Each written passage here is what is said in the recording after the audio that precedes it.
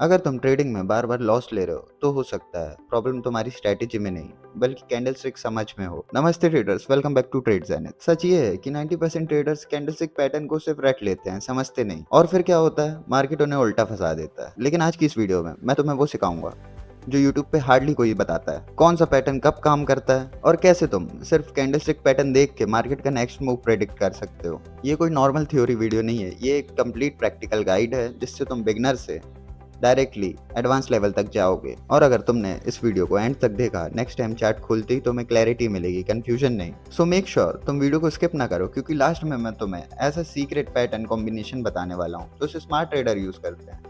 अब बात करते हैं कैंडलस्टिक पैटर्न चालू किसने किया था। जापान में राइस ट्रेडर 17th सेंचुरी में इसे यूज किया करते थे। फिर उसके बाद ट्रेडर्स और इन्वेस्टर्स ने उन्हें कैंडलस्टिक चार्ट का नाम दिया पूरे वर्ल्ड में ट्रेड करने के लिए। कैंडलस्टिक एक प्राइस चार्ट का टाइप है जो टेक्निकल एनालिसिस में यूज होता है opening, high, low and closing prices के लिए। और इस चार्ट की वजह से ये काफी अपीलिंग एंड वेरी इंफॉर्मेटिव होता है। कैंडलस्टिक सिर्फ दो तरह की होती है, एक ग्रीन कैंडल और एक रेड कैंडल। ग्रीन कैंडल को कैसे पहचाने, वो अपने ओपनिंग प्राइस से एक लो लगाएगी, फिर लो लगाने के बाद वो एक अपना हाई बनाएगी, फिर हाई बनाने के बाद वो अपने हाई के नीचे क्लोजिंग करेंगे, उसे बोलते हैं बुलिश कैंडल। अब बात करते हैं बियरिश कैंडल की।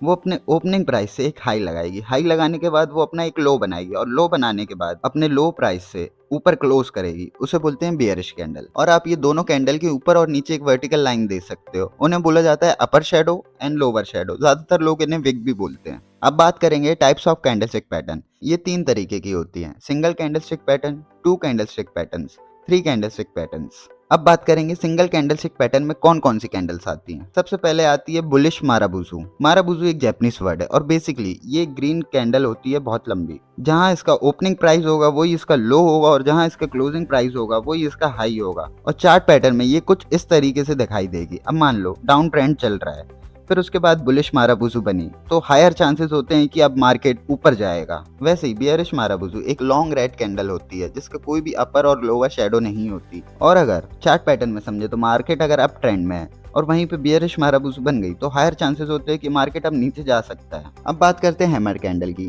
वो आपको कुछ इस तरीके से दिखाई देगी, जिनका लोअर शेडो काफी बड़ा होता है और बॉडी बहुत छोटी होती है। अब चार्ट पैटर्न से समझते हैं, मार्केट अगर डाउन ट्रेंड में और वहीं पे ग्रीन हैमर कैंडल बनी तो चांसेस ज़्यादा होंगे कि मार्केट अब वापस से ऊपर जाने वाला है।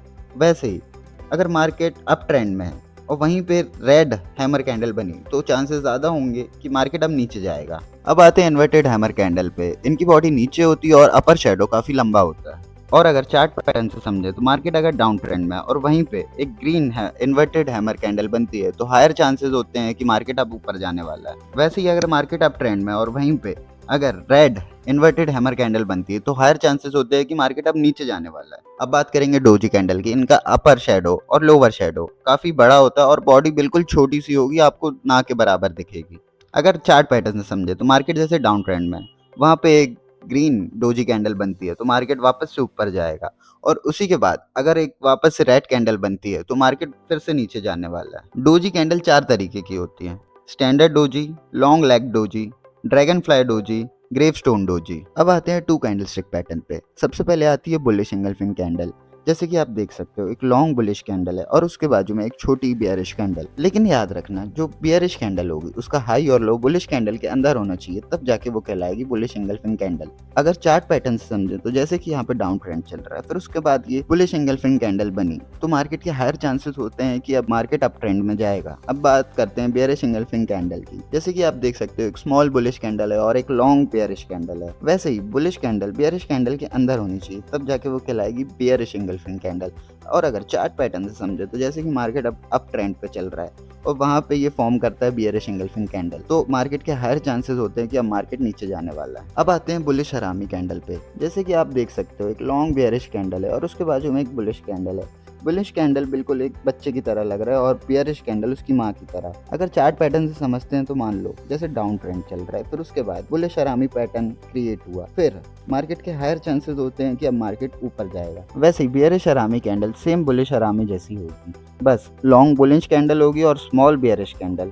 अगर चार्ट पैटर्न से समझे तो जैसे अभी मार्केट अप ट्रेंड पे चल रहा है और ऊपर जाके बियरिश हरामी कैंडल फॉर्म होती है तो मार्केट के हायर चांसेस है कि अब वो नीचे जाने वाला है। अब आते हैं पियर्सिंग लाइन कैंडल पे। ये दोनों सेम साइज की होंगी, बस फर्क इतना होगा बियरिश कैंडल ऊपर होगी और बुलिश कैंडल नीचे होगी। अगर चार्ट पैटर्न से देखा जाए तो मान लो डाउन ट्रेंड चल रहा है, फिर उसके बाद पियर्सिंग लाइन कैंडल बनती है, तो मार्केट के हायर चांसेस होंगे कि अब मार्केट ऊपर जाने वाला है। अब आते हैं डार्क क्लाउड कवर पे।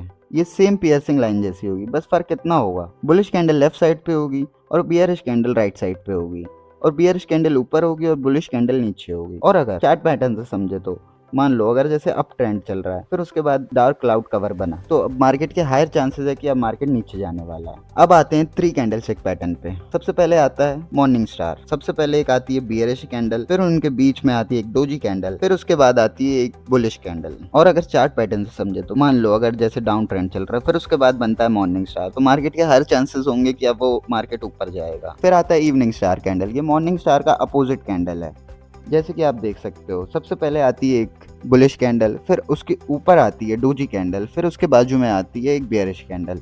और अगर चार्ट पैटर्न से समझें तो मार्केट जैसे अप ट्रेंड है, फिर उसके बाद बनता है इवनिंग स्टार, तो अब मार्केट के हायर चांसेस है कि अब मार्केट नीचे जाएगा। अब आते हैं 3 वाइट सोल्जर्स पे। जैसे कि आप देख सकते हो यहाँ पे 3 बुलिश कैंडल है, पर इनका लो अपने प्रीवियस कैंडल से ऊपर क्लोज किया है, वैसे ही इनका हाई अपने प्रीवियस कैंडल से और ऊपर क्लोज किया है। और अगर चार्ट पैटर्न से समझे तो मान लो अगर जैसे डाउन ट्रेंड चल रहा है, फिर उसके बाद 3 वाइट सोल्जर्स बनती हैं, तो मार्केट के हायर चांसेस होते हैं कि अब मार्केट ऊपर जाएगा। वैसे ही 3 ब्लैक क्रोज 3 वाइट सोल्जर का अपोजिट है।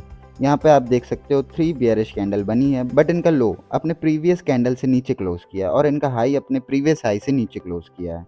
अगर चार्ट पैटर्न से देखें तो मार्केट अगर अप ट्रेंड पे चल रहा है और वहाँ पे ये 3 ब्लैक क्रोज बनते हैं, तो मार्केट के हायर चांसेस होते हैं कि अब वो नीचे जाएगा। अगर आपको सारे कैंडलस्टिक पैटर्न समझ आ गए हैं तो बधाई हो, आपको प्रॉफिटेबल होने से कोई नहीं रोक सकता। नेक्स्ट वीडियो में मैं बताने वाला हूँ advance analysis of candlesticks and chart patterns. So make sure आप सब्सक्राइब, लाइक, कमेंट जरूर करें और मिलते हैं नेक्स्ट वीडियो में।